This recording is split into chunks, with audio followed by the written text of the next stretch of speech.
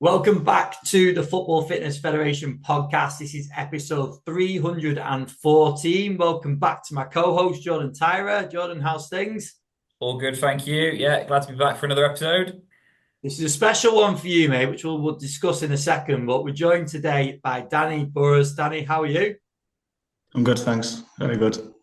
Thank you for coming on, Danny. We'll get into the seamless link between you and Jordan in a second. But yeah, to let kick us off with, we always start in the same place with these, Danny. Your background, just take us into a little bit of a tour through your career so far. Yeah, perfect. So I'll go back to when I started uni in 2019 at Liverpool John Moores, going in to do science and football, not really knowing what I wanted to do, but I knew it was down the sporting route, particularly football.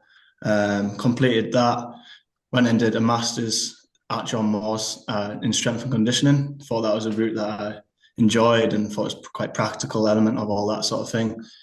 During that time, I got a placement at Marine Football Club. Went on there, did the first team men's and also the under 21s team as well. So I was doing both of them while still at uni, while still in charge of the men's football team as well at the university. And then just progressed from there, finished the masters, carried on at Marine, got a paid role there, and also started coaching outside. So just in schools, really, based at active sports. So carried that on. Finished Marine towards the end of last season, just as they got promoted to the National North, and then started at Liverpool girls under 14s team. So I do there 3 times a week on the nights, and then Saturday games as well. Awesome. So that's where I'm up to. I've just started a new role at my new at Active Sports as like a coach development officer as well. So looking at our coaching staff, how can we improve them along the CPD sort of thing. Brilliant. That's great to hear. So were you part of the cut run when Marine had the cut run? The cup run for Tottenham? No, Yeah, that was yeah. before me. No, How was that before you? that was God, that's before gone me. quick. If that wasn't when you were there. Yeah. How long ago was No, that? must be about 3 years now, maybe. I think, yeah. Okay. But that's how it all stemmed though, because the money they invested it was great. Like we got in, had great facilities for a non-league team, and yeah, it was really good. Had a lot of responsibility there to do, and so, yeah, enjoyed my time. Let's go into that role to start with, because it's interesting to hear. We talk loads on the podcast about getting opportunities. We talk, Jordan, don't we, about there's always opportunities out there. Go and make your CV different to other people, pick up experiences. That's essentially what you've done. So give us a little insight into what it looked like at the club before you went in, and maybe some of the key things you were working on within that role and with the players. Yeah, so when I came in, it was as a placement student. So they didn't really have anyone before me in terms of the strength and conditioning role, not for a while anyway. I think they had a previous one, at least a season ago before that. So I was coming in trying to make the difference between like how to monitor loads in terms of they train Tuesday, Thursday. So how to make sure that they're getting enough distance, enough sprint distance for the match day so they're ready to play, but also not overloading them as well. Also, just like varying their warm-ups up, I think they just had their normal coach doing it every week, the standard same one. So it's going in, changing it up a little bit, putting a bit of an impression on for the team so that it's not always, straight line running and stuff like that around the cones. Just varying it like that. So when I came in and did that, also started doing the GPS pods with them. So they obviously always did it, but they would just get the basic data. It's just putting into a nice format for them, for the coaches, but also the players to see what they're doing, and also use that as a tool for the manager to say, this player is maybe on the verge of an injury or has been injured. Have a look at his stats and see that actually, yeah, he's overrun. He's done too much. He's played loads of games in a row. So that could be a potential issue of overtraining. So it's just about standardizing it all to making sure that they, just had a consistency with it all, I think. So were they the 3 key points that you sort of highlight highlighted in terms of the warm up, the GPS and the monitoring, and then the speed exposure. Was they the first things that you've thought of? I'd say that was the main key points to start with. But like you say, with the opportunities and stuff, when you get them, I think it's all about like making an impression on the team and obviously the coaching staff around. Obviously not going in there thinking you know everything and you're going to change absolutely everything up, but going in there having your own ideas and just putting a little impression on everyone to make them realise, you know, you're adding quality to the team. You're not just here on a placement. Because that's quite hard, isn't it, to work with players and to be seen as an intern coming in. Yeah. It's different to be seen as a member of staff coming in. Yeah, very much so. What's your experience with that? Because I'm sure we'll have some listeners that will be going into a similar opportunity. Like, what's your advice for them to go into like an intern role? Yeah. So obviously you've got a lot of like ex-pros playing now, semi-professional. So they know the game. They know everyone around it. They've worked with lots of coaches, lots of different strength conditioning coaches as well. So they know what's right. They'll always question you. So it's about knowing your stuff, going in there with a plan and understanding the reasons why. Not that they need to know the understanding of it. You just need to be able to deliver it, but have the backup and knowledge. So if you do get questions, whether it's a coach or a player, you know, you can stand your ground. But then you've also got to, I think, coming in as a 21-year-old kid and you've got loads of senior players in the team, you're going to get some stick either way. Like, it's part of football, I think. So being able to just take it and just go along with it as well, give some back. They like that as a group, especially. So I think it also depends on the team, but at Marine, that's how it was. And I enjoyed it, to be fair. I think it's a great point to raise because it's definitely, that's part of the culture of football. And talking of senior players, Gordon, see that transition? That was very good. That was very good. Danny's brought up a great point, hasn't he? Just in terms of the opportunity in an internship, but working with, because essentially you're a lot younger than a lot of the players. So it is important, the things that he's mentioned in terms of having a plan, sort of backing yourself, and having an answer to things as well is important, isn't it? Yeah, 100%. And I think Danny's raised some excellent points there, mate. So yeah, people going in similar positions, you've got to, I think the phrase was know your onions, wasn't it, from a couple of podcasts ago. Regardless of where you think you are in your career, you've always got to know your basics and know the fundamentals. And even if you are going in as a placement student, for example, like Danny's saying there, players might not even want to know the content of the question. They just want to see if you actually know what you're talking about and see if you're, for want of a better word, bullshitting them. It's an early way of sussing somebody out. And if you go, you know, in the first week, you go, no, he's just bullshitting me, you're going to lose a little bit of faith straight away. So know your onions, know your basics to start off with when you step into the role. And I think it's a brilliant point, Danny, in that roll with the banter because, and sometimes make yourself seem a little bit silly or don't take yourself too seriously. And people buy and go, yeah, he's all right, actually. Yeah, he's all right. And I remember a similar example I've got when I first started at Notts County, and I met all the under 18s players who I was day to day mainly responsible for. And they said, "Oh yeah, hi everyone, my name's Jordan or whatever. You can call me JT if you want." And everyone giggled and laughed because it was a bit funny. I was like, "No, genuinely, if you want, you can call me whatever you want, but you can call me JT if you want." And it stuck. And straight away, players were like, "Oh yeah, sound, he's all right." You know, so just making yourself seem a bit stupid actually gets the buy-in. So I think that's a really, really good point from you, Danny. How, in terms of those older players that you mentioned, like, you know, ex-pros who are dropping down the leagues a little bit and playing semi-pro football now, how did you approach those guys with, like you say, they know the game, they know the importance of high-speed running, they know the importance of a max speed, you know, exposure during the week. Mm-hmm. How did you approach some of those guys who might have gone, "Ah, you know what, Danny, I'm all right. Cheers. I've played enough games now. I'll just do it myself. You crack on, lad." How did you approach those guys? Yeah, I think that's a bit of like no one can teach you like that in a lecture or anything like that. You're going to get the people, especially the senior players, you know, "Oh, I don't need to do the running. That's for them. And I'm experienced and all that."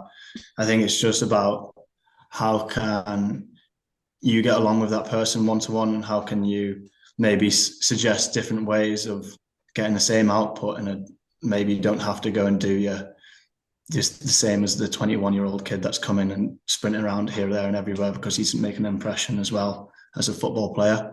But how can you still get the best out of that player, understanding where he is in his career, and also just being able to, at the same time, you're protecting the players because they do need that, but also if they are older, they need a little bit less, and you can also talk with the manager and say, so and so, because of his age, because of his career, he might not need to do the same amount compared.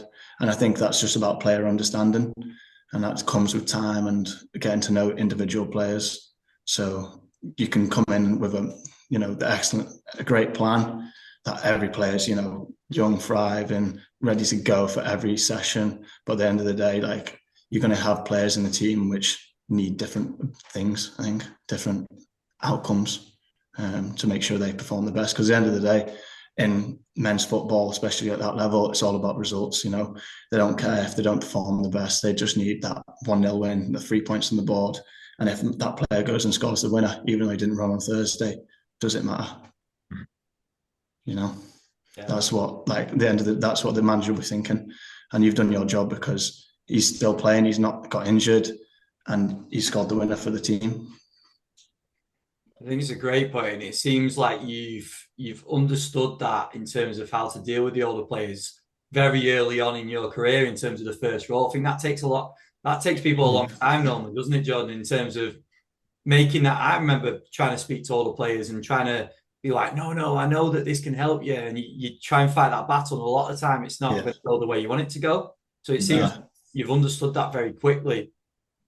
Yeah, I'm not saying that I'd done it as soon as I came in. I'd say, obviously, learn over time. You do get caught out yourself, but that's all about the learning experience. So, absolutely. I think that's what I've learned from the time that I was there. Probably the most important thing, that different players require different things, which obviously is very different to what my new role is. Obviously, everyone's the same age. They're all striving to get to that next level, so they do similar things. So give us a little insight into the role now. Okay, so I go in there. They train Monday, Tuesday, and Thursday. They do the moderate day on a Monday night. So they have a classroom session, which is usually based around psychological things. So we've got a psychologist student that comes in and does that. Or sometimes I do it myself, where we do an educational piece around like nutrition, the importance of gym work, the importance of a warm-up or sprint, anything like that. Just a bit of education for them to know why they're doing it as well, because I think it's important at that age. They'll just do a standard day on a Monday. It's nothing. It's just about maybe a match day +2, isn't it? So we just go in and do a normal session, nothing crazy. The Tuesday is our high day, so we'll go and we'll train quite hard. We'll do nice expansive pitch sizes for the full session. So I go in there, do the warm up, and then they'll complete a session where I've agreed with the technical coach the sizes, how long they'll be training for in terms of minutes on to rest periods, and then they'll go into the gym for the last 45 minutes, where it's led by ourselves, myself and another coach there. And then Thursday's another moderate day, so preparing ready for the Saturday's game. And then match days, we just do match day warm-up, and then they obviously play the match. But then I think the challenging thing for the match days will be, depending on where it is, the league rules, which is crazy to me, is they already allow you. Teams, if you go away from home, they can give you a minimum of 15 minutes to warm up and then play the match. So that's all they have to give you. Obviously, there's some places that you can get on the pitches earlier, but some places will say, if we kick off at 1:00, we can only get you on the pitch at 1:45. Oh wow! So that's a big challenge. Yeah, that's a big challenge in your role, isn't it? So what are some things you've put in place to conquer that? Are there things that you do before that 15? Obviously, worst case scenario, and you have got just that 15 minutes. Is there things you do before that to prepare for that 15 minutes? difficult. I think you just got to roll with it. I think the players are almost used to it as well now, so they understand that's just how it is. We'll try to do our best in terms of making sure that everything's set up for as soon as they come out, so we're not faffing around. So they're all like, we doesn't look like we're messing around, trying to get things ready when they're out there waiting for us to do something. So it's about having the standard still of everything's laid out, ready to go. But yeah, I think it's just, can we get through this warm up nice and quick, try to get the mindset ready, and then include a little bit of ball work before they go out onto the pitch. Just a very quick pulse raiser, stretch, mobility stretch, and then a little bit of ball work, and then you go play. I think that's the challenging thing for them to go do themselves, to get them in the right mindset. But from our point of view, it's nothing that we can do about it, essentially. I mean, when things it's just about managing the situation. Sorry. When they're taken out of your hand like that, it is a case of putting a solution to a problem, isn't it? Because of course. You can complain about it as much as you want, but if that is what is happening as a practitioner, you've just got to go, right, what we're going to do. Yeah, literally. It's very bizarre, but we've just got to go with it. A lot of the places aren't like that. There's only a few occasions that's happened, but we'll even sometimes find a bit of grass on their side. We'll just go warm up there. If we can't get on the pitch, we'll just find something before we can get onto obviously our pitch that we're playing on. But yeah, it's finding any solution possible to make the situation right. I mentioned at the start, before we start recording, that there's an interesting link between you and Jordan, and that is because back in the old days, Jordan was in a role similar to yours. Yeah. Sorry, Jordan, that's twice now I've had an age dig. I apologise. I'm actually older, so I can't say anything. Yeah, you're older than me. What's going on? But no, 2017, Jordan? Yeah, 2017 was when I was in similar role, looking after the Liverpool ladies and the academy sides there, and it sounds like some really positive changes, because obviously before we were recording, Danny, when we were saying you're now based 3 nights at Kirkby at the AXA training centre as it is now, whereas back in my day we had just transitioned to 1 night a week at the training ground, which for us then was massive, because it meant we had the indoor facility, the gym facility, and it took it to another level for us. And the other nights we were at school, which it was 3G, and it did have a gym. So again, it was better facilities than what I'd actually had at the club before that. So it was kind of like, oh, brilliant. But then you move to the training centre, the AXA training centre in Kirkby, and you're thinking, wow, this is amazing. And now the fact that you're there 3 nights a week, I think for me is, that shows a really positive step. The funny thing you mentioned though is, I remember we faced similar challenges in terms of that. You turn up and you're like, right, I've got 10 minutes before kickoff, 15 minutes before kickoff, and you go. And I think you made a really, really good point for coaches, and you said it earlier, that they don't teach you in the textbooks. You just find a patch of grass, and that still happens. And you think about, and I remember a previous role at Bournemouth, although I say in the club, we went away to a fixture, and it was actually a triangular tournament at another Premier League club, a Cat 1 club actually. Yeah. And we were trying to warm up our under-16s for this, and we literally didn't have any pitch space, and we ended up having to warm up on a bit of a hill, on a 3G artificial surface hill, to just trying to get some band work in and some sort of cell work up a hill to get them ready for the pitch. So they don't teach you they don't teach you that in the textbooks, but you just go, right, what's the solution here? Let's try and get this done. And it sounds like Ben was saying, you've just got to get it done. And I think I'm pretty confident knowing the sort of player that you'll be working with now. The girls will just cracking on with it, won't they? They just know, and they'll go, right, headspace on, let's go for it, get ready for the game. Is that how it is? Very much so. Yeah, I think it's they just find it, they're used to it, so they understand. A lot of them, to be fair, as well, it's might be for a few of them their first time in an academy elite environment, so they're already used to it at grassroots level in terms of previous clubs from last year or the year before, so they understand the situation. Obviously they're coming into Liverpool thinking that they're, we're going to get all the great things of playing here, there and everywhere. Don't get me wrong, we have played in some great places, but not every week is like that.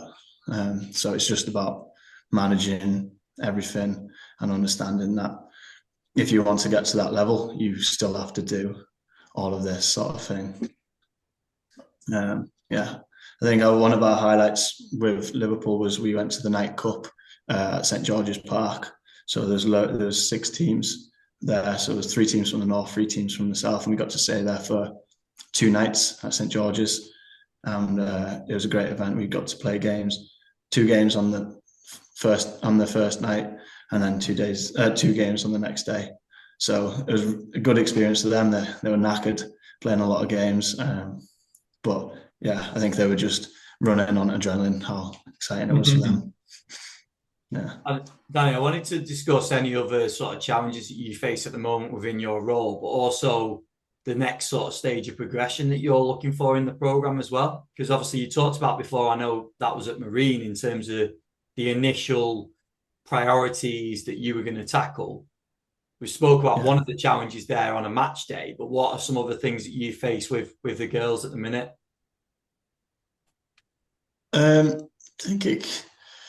think we're looking around now is how can we progress the girls from the under 14s to the 16s, and I think that's the biggest challenge. Obviously, as soon as you start stepping up the levels in terms of the age group, so the 16s, 18s, or 21s, the academy is always wanting to bring their own through. So if you're at the 21s level and you need some players in because your academy's team below that is what you wanted, you have to start paying money for players. So it's the challenge is the responsibility is, can we get these players as fit and as strong as they can be to go into a stage when they go into the 16s and be able to compete, and see how many players we can get through. So we've got 1 or 2 already training through at the 16s already, and then we've got a couple on the fringe of things where they go maybe once a week to the 16s. So that's the challenge. It's just about how many players can we filter through our academy up. Obviously, not everyone can. It's not guaranteed, but it's our job to make sure that they're as ready and ready as possible, really, with all the information required. So in the gym, we do a lot of things around fundamental movements and how can we give them as broad experience as we can with different movements and different lifts to make sure that they can go into the 16s environment and understand the gym session without having to ask too many questions around what the session is about. So we change it every 6 weeks, and we completely switch over the exercises to try see if they can learn some new ones and have a bit of autonomy towards the end of the 5th and 6th week. Can they complete their gym session in their little group together with little to no help off us? And what would you say in terms of like the movement quality and the experience levels, the sort of training age in terms of the gym for the where's that at when they're coming in at sort of under 14? A lot of them are 0. A lot of them first time in the gym. There's a few that do it themselves, or they'll go with their parents or something like that. Or a couple of them are second year 14, so they were 13s last year, so they had 1 year experience already. But some of them at the start of this season were brand new to it. So it's for our job as the coaches, especially my job is strength conditioning.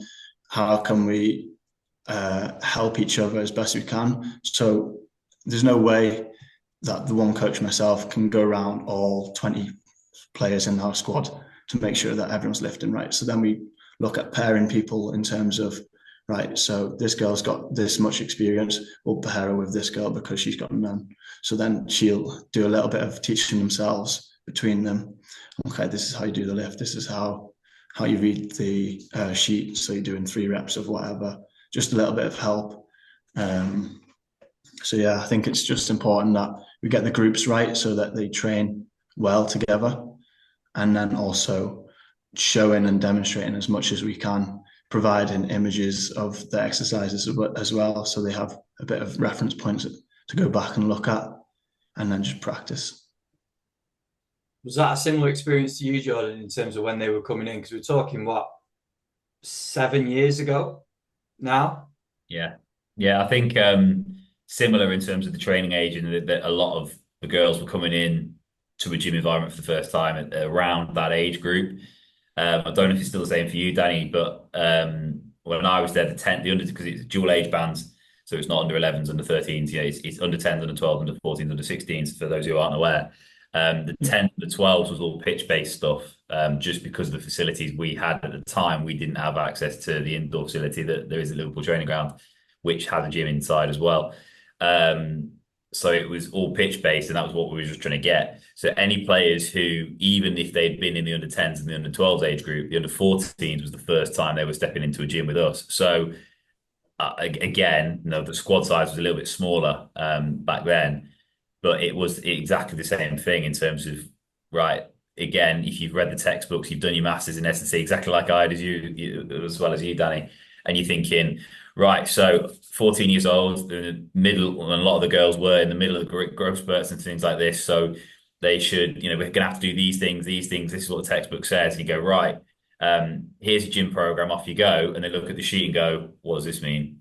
What does 3 times 6 mean? What does that mean? And you're thinking, oh, hang on a minute, actually, yeah, and scale it back and scale it back. So Danny's approach, I think, is absolutely spot on. And I think for, again, any young people listening, trying to look at first roles and roles into academy football, which might not be, like if we're working with first team pros who have got 10 years of training age experience, this is real world stuff now, that when you're working with youngsters who have got a training age of 0, it is starting right back at the beginning. So I love the pairing. I love the pairing, having someone with even half a year of training age with somebody who's brand new to the environment is so powerful. And again, it just creates cohesion within the squads. I think that's fantastic. And yeah, I like the idea that you swap it every 6 weeks as well, because I think a lot of S&C coaches, we will be guilty, and I'll hold my hands up that I've done in previous roles as well, where 12 weeks goes by and you go, oh, crikey, we've been doing the same program. Yes, they've been pushing on the weights and stuff, but they've been doing the same stuff for so long. So that attitude of, actually, we're going to develop just their understanding of movement, I think is really, really sensible, because they might not, they might hopefully, and Liverpool have what's nice now is there's quite a few girls who were under 14s when I was there who are now playing for the first team in WSL, which is awesome to see. So there's a good conveyor belt at the club. But not all of them are going to do that. So some of them are going to go off and play at other clubs, and a lot of them have, or some of them are going to drop out of football, but they want to carry on in the gym environment. So just your idea of these are the key lifts we need might not be enough for them, and actually providing them loads of different movements, I think, is really, really sensible. So top. That sounds like a brilliant program. How have you found when they do step up to the 16s? Because again, that jump, dual age band jump is a big jump. How have you found with the development, the growth and maturation development, going into 16s, higher intensity football? Have you found that sort of exposure that you've given them in the gym, has that prepared them well so far? Are you finding it a big difference? What's that been like? So I would say I don't have too much involvement with the 16s because they've got their own strength conditioning coach as well. But from reports of like hearing how they're doing in terms of the matches and stuff like that, they sound like they've done really well. I know one of them dislocated their shoulder a couple of weeks ago, so obviously they're out of action now. But in terms of the players that have gone up through the system, I feel like a lot of them have gone in there and made a difference to the team. They've not just, sat on the fringe of the team, and they've not just been on the edge, like in terms of not good enough or not strong enough or fit enough. It's none of that. I think they've hit the ground running, and I think that comes from the 14s. The step from the 14s to the 16s has been like a smooth transition for them. Brilliant. Really, really good. Has there been any key lessons in terms of your programming, Danny, that you've maybe put in place? Like, you seem like you've made the transition a lot quicker than others in terms of realizing there's a difference between textbook and real life. But at the same time, I'm sure in the program there's been things where you're like, right, we're gonna do this today, and it's not quite worked. You've had to make some amendments. Like, in terms of the actual programming, exercise selection, even equipment, space, like a lot of these things come into the planning of a session. What are some of the key takeaways from that? Yeah, I think it's understanding, first of all, the space that you have and the equipment that you've got available, and not loading too much up on like barbells if you've already got two or three. Like, you're not going to be able to do multiple exercises on the barbell, so you just have one station for that alone. Or dumbbells, you've got to realize that there's only two weights of 10s, two weights of 12s, etc., all the way up. So how can we best utilize just what we have in terms of the program? So we use it now. So we obviously understand our gym that we've set up is like 6 stations, all supersetted. So each station is like works around like a mini circle. So you just go from one to the next, to the next, to the next. And I think that's just understanding, first of all, that the gym, if you're going into, if you don't have any experience in there, you've never been in there, how do you know how it's going to work? So like for example, I went in a couple of weeks ago, actually, back to Marine, because they asked me to come run a gym session for them just on the odd one night. So I went into the gym, but I needed to go early to understand what the gym was, what equipment it had, how much space I could utilize before I could even think about what exercises I could put in place. Obviously, you've got exercises in the back of your mind that you think this will be good, this will be good, but actually putting it into place, it needs a lot more thought than just putting it down, thinking that you've got everything possible to you in this gym. That elite environment, like you would maybe not every gym is the same. So it's just understanding that. And then in terms of how do you touch on about, like, in terms of the girls using doing the exercises and if it works?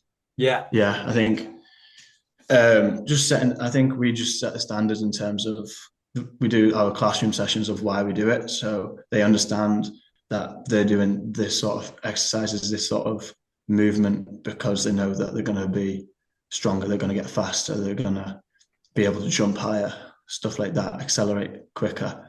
So they have the understanding already, so they're quite professional in terms of when they come into the gym. They don't really mess around too much. They understand the gym session. They want to push each other to do the best and help each other. So we don't have too much of a problem in terms of, if we set a certain program or a certain exercise, that there'll be no problem with that. So I think that just comes from the principle of starting the standards at the start of the season and setting them from the start, and they've followed. So it's been really good. It's all contributing towards that gym culture, isn't it? Which is really good. Definitely. Because that comes over time, doesn't it? And I'm sure in years to come, whether you're in that role or not, you hope that, and that's why it's quite nice seeing the two of you that have been in the position. Obviously, it's changed in terms of facilities and all the rest of it. But when you're setting things in place like that, it's having in mind that it's going to be in place for obviously different players, but in years to come as well, isn't it? It's important. Yeah, definitely. Yeah, setting the groundwork, I think that's what it is, and hoping that when people take over or new players come in, the same can be like done. Like we said, like the dual band age group works well, because the 14s, like the older age group now, if they go up, they'll obviously go up, and then the 13s will step up into the second year role, and they'll be teaching the first year of the 14s. So then it keeps a consistency of it, and you'd like to think it would follow all the way down throughout. The other thing you're getting, which Jordan mentioned, is the sort of testimonials from that program as well, where you've got younger players like Jordan mentioned that he's worked with now in first team. So you can talk about, do you remember that player? Well, you see that player now playing for the first team. She went through this pathway. She understood she worked through this. We went through the importance of her developing a squat technique or whatever it was, and now playing WSL. Yeah, so you have proof. There's proof there, isn't there, in front of you now? 100%, yeah, 100%. I'd love to say the same in a few years' time at Jordan, saying now around these players that I've worked with are now playing in the WSL. Only a few years, Jordan. Yeah. It won't be long. It's at that point, Danny, you start to feel a little bit old. Yeah, exactly. What I wanted to move on to now is just in terms of your transition for your career. So gone from obviously student, we've spoke about the role with Marine that transitioned obviously from intern to the position that you're in there, now your role now, and the other work that you're doing as well. How have you found that? So coming off the back of university and getting into work. Yeah, I think it's a big step for whatever you do. I think it took me time to get out of the university lifestyle of like, only going in for lectures, going in, doing the placement sort of thing. It's all about how can I spend my time wisely to get the best outcome. I know that I'm not going to be able to make the most money in my first year of coming out of university. It's just about what experiences can I get and looking at the opportunities ahead. I've set myself, I feel, in a good place in terms of what I've done. I think I started working at this company, Active Sports, just as a part-time coach while I was still in uni. So I just continued that a little bit on the side. But now, like going into it, they're giving me a lot more responsibility, a lot more hours in terms of leading the coaching role, working in multiple schools, going in there now more consistently, like in terms of having a set day and then still working around Liverpool as well. They gave me the option of having the time to go and doing that as well alongside that. I think my aim is to slowly progress in terms of my qualifications as well. So I've recently just been accepted onto my UEFA B license coaching side.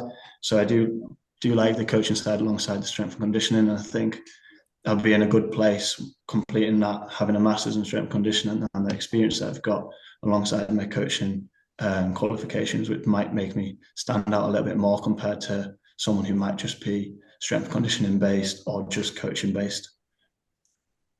So I'd say it's just around having to, I think, going into a place, whether it's as an intern, a placement, or as a part-time employee, it's about how much can you make an impression on the people that you work with.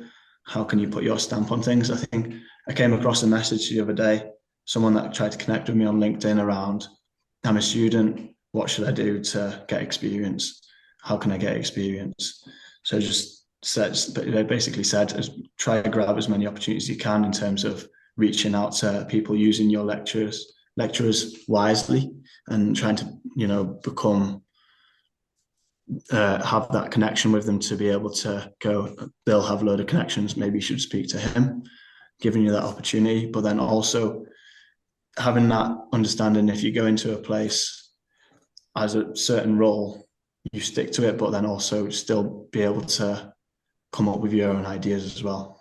I think that's important to put a little bit of your own twist on things, because everyone's different. Everyone's got new ideas to add to the party. So I think it's just important that it's finding the way, even if you have a week there, how can you make a difference on that? Well, I meant to ask you before, how did the role at Liverpool come about? It just came up on LinkedIn, and I just applied for it. And then it took a bit of time to process because they had a lot of changeovers themselves within the club. At the same time, I had another job role, which I was looking at. I had an interview there with them, didn't quite get it. So I was a little bit disheartened, but I knew that the Liverpool one was still going. I just didn't know where the process was up to. And then just had a couple applications with it in terms of one interview in person and then one interview out on the pitch doing a delivery session, and then just got it from there. So I think it's just applying, and I think I was quite, fortunate in terms of still, like, because that process took about 3 months before they even had the first interview, which I think they said themselves was because of the turnover in like the guy in charge, basically. So it just took time, but I think it's all about understanding the process and just realizing that you still got opportunities elsewhere, I think. That was going to be my next question. Have you found, or have you had any no's? Because we've all had the no's of ignoring applications and coming back and saying that you're not a fit or whatever it is. How have you found that? I I don't get too disheartened about it. I understand there's a very saturated environment in terms of there's loads of competition, people wanting the job. It was funny because the job that I went for at the football club was as a academy strength and conditioning coach with the boys team. It was like under 18s, and it was funny because I went into the place, and my mate was coming out who was on the same course. So that it's like I said hello to him as he was coming out and I was going in. So yeah. Did he have a smile on his face? Because it was yeah. He's like, good luck in there. Yeah. No, it's good to dive into this stuff because I think this is really beneficial for people to give them a proper insight in terms of getting these first roles. It's really important. It's something that a lot of people reflect on, Jordan, isn't it, when they come on here, in terms of those first opportunities. 100%. And I think you've clearly done well from it, Danny, to be fair. I think because you put yourself out there, like you said, you've got in with Marine, and that is then, again, Liverpool ladies and other clubs would have been looking at, oh, he's done all right here. He's got himself out there as a student. Let's give him a chance. He's clearly wanting to learn, willing to put himself out there, yada, yada, yada. Let's give him a chance. And now you've landed the role at Liverpool, which is awesome. So, like, credit to you for that, because I know a lot of people. Ben knows that we know a lot of people who have been plugging away for a long, long time, trying to get roles in football, and it doesn't quite work. Like you say, it's this very saturated market, and I remember, I can't remember the exact stats, but I think I've got a folder of all my job applications I've ever put in. I want to say it's massive. I want to say there's genuinely about 80 or 90 job applications, and I've kept it all in one, so it's literally my entire career, and I can look back through the applications and look at my CV at that given point, and it's barely anything. And I think out of the 80 or 90 or whatever, I think it was high teens or 20, might just touch 20 in terms of actually getting to the next stage for interview or whatever. And when you say those stats, and that's actually not bad, to be fair, I'd argue, for the market. But when you'd say to some students, you're probably a third year student, and I remember doing this in a guest lecture, these are the stats actually of the amount I've applied for, the amount I've been interviewed for, and the amount of roles I've actually landed of those interviews. And you can see them like, oh my God, this isn't a walk in the park at all. So, mate, you from sounds of it, you're like 1 from 3. So that's a really good start. So you do really well. But again, for people listening, and students who are now looking at that exact stage what you were, do I go to a placement? Can I get some experience? Like, it is literally just about getting yourself out there and just becoming a sponge. And there's staff now that I've taken on here with my company who literally they came in from day one. You're like, oh my God, they're a sponge, and because of how they are, like you were. I want to learn. I want to put my own stamp on things. I want to be here all the time. You go, yes, please. I want to keep hold of you because you are clearly the right sort of mindset for this role. And I think, a lot of youngsters who are coming out of university now, more strength and conditioning courses that are coming out, more and more universities are now pumping them out. The graduates are increasing every single year.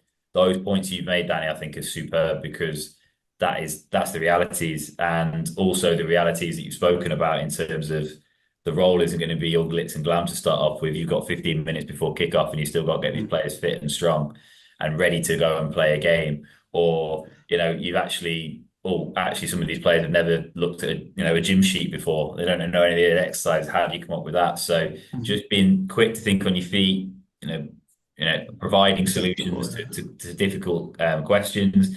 I think you've hit many nails in the head there. So I think you've done excellent so far. So question to kind of get you then is, if you had like a crystal ball, let's go 5 years time or something, where do you see yourself? What do you see going forward? Are you looking at, because I love the fact you're thinking about UEFA B and you got onto that as well.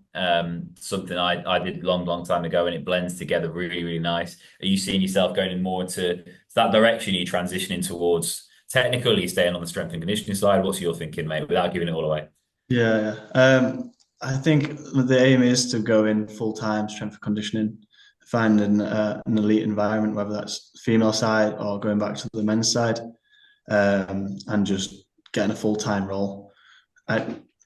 Obviously everyone the first team environment with the professional club right at the top tier team, but I think that's a slow process and obviously a big dream to get.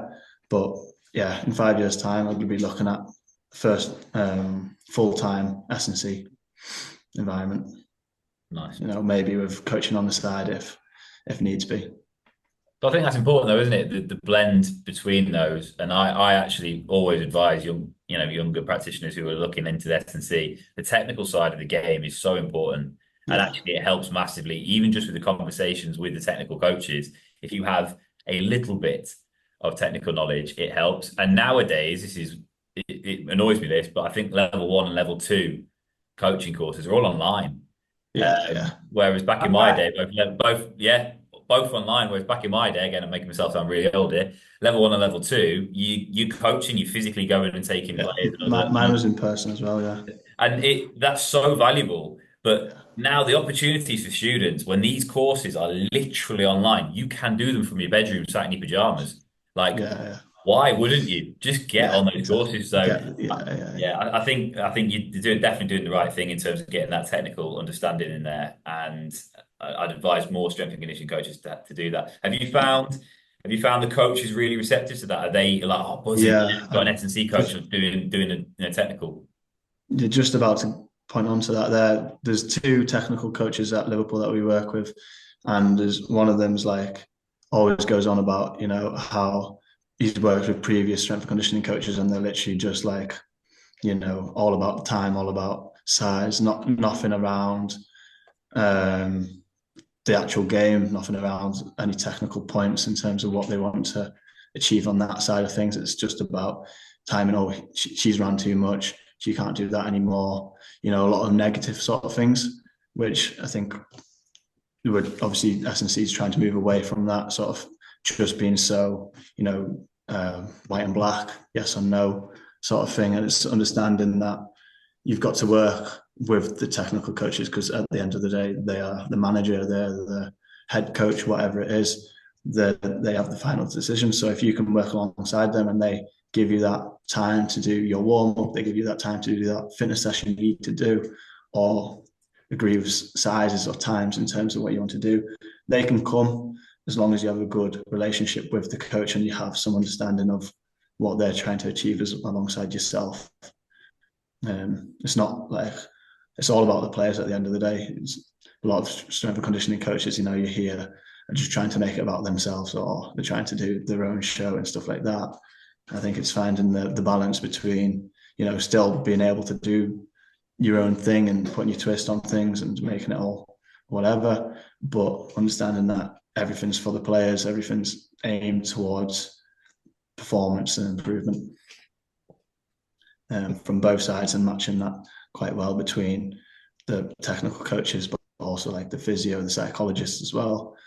Everyone in the multidisciplinary team, I think, has a say. And it's just about fitting in and getting in there. Some great points in there, mate. Some really, really good points and valuable for people listening. I think just off the back of what Jordan was saying as well about the sort of stats around job opportunities and what's actually out there, you can either look at that and think, oh my God, there's so many other people going to go for a role, or you look at it and go, right, what am I going to do to stand out? And I think that what we get, or what I certainly get from yourself, is that it's the latter for you, that you're actually going to go out, you're going to prove that, yes, you're going to upskill in the technical side whilst continuing the physical side, and that'll open up doors for you even. When you land that full-time role, you can come back on the podcast and talk to us about how that went and the transition to that as well. So we'll save that one for the future. But no, Danny, there's some brilliant stuff in there, mate. Thank you very much for being so open and honest. I think a lot of people take a lot of things away from it. Just wrap us up. If people want to ask any questions, you mentioned LinkedIn before. Is that the best place to grab you? Yeah, probably LinkedIn. Yeah, just type in my name, Danny Burrus, and it should come up there. LinkedIn's probably the best one to do that. Perfect. Well, thanks a lot for your time, mate. We will stay up to date on what's next for you. And best of luck. That's great. Thanks very much for your time. Cheers. Cheers, Danny. Thanks, you. Jordan, that was a nice little trip down memory lane for you, wasn't it? To go back to your old stomping ground. It was very much so, and it's actually really really good to hear how the program's moved on. In terms of when I was there, I was 16s, 14s, 12s, and 10s as well. We had one other practitioner working predominantly with the younger ones, but not much, only really the pitch delivery. Whereas now, the fact they've got under 16 S&C coach, under the 14 S&C coach in himself. And then, yeah, I just think it's clearly moved on. And obviously they're based 3 nights a week at the main training centre, which is awesome as well. Because I remember how much of an impact, like I said on the podcast, how much of an impact that made when we first went there, just the players and the mood and the uplift that you're training at the base of the football club itself, and to be based there full time, like every training night's there is really good. So hearing how much it's come on it's really nice from my point of view. Like I say, a little trip down memory lane.